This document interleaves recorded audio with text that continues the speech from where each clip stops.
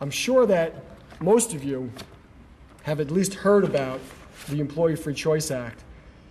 It has gotten a lot of attention recently in the media, especially since the last elections. It's very controversial, and for good reason. If passed, the Employee Free Choice Act would represent the most drastic and far-reaching changes to the National Labor Relations Act since that act was passed over 70 years ago. The changes, though, are not to the benefit of the employer community, but would be for the benefit of the union community. So this is something that employers and business executives definitely need to know about. We have quite a bit of material to cover, so what I want to do is jump right into it and first give you a quick overview of what we're going to talk about.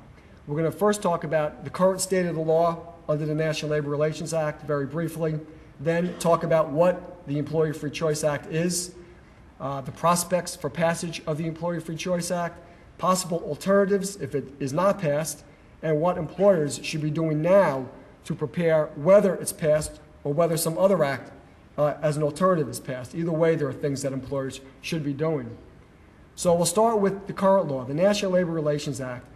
Three basic provisions of the National Labor Relations Act. What that act did, and again, it was first passed in 1935, so over 70 years ago, it first established the National Labor Relations Board, and the National Labor Relations Board enforces the other provisions of the act. Second, it created unfair labor practices for both employers and for unions.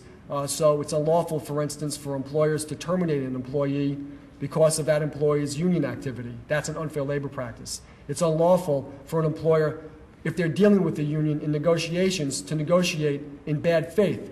That's an unfair labor practice. It's unlawful for an employer to intimidate or to harass an employee because of their union activity. That's an unfair labor practice.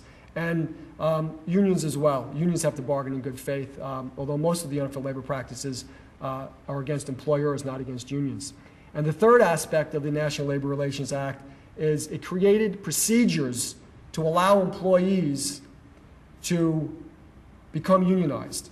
It's called representation procedures, and the National Labor Relations Board oversees those procedures. And that's mostly what we're going to be talking about today, because it's that aspect of the National Labor Relations Act that the Employee Free Choice Act is looking to change.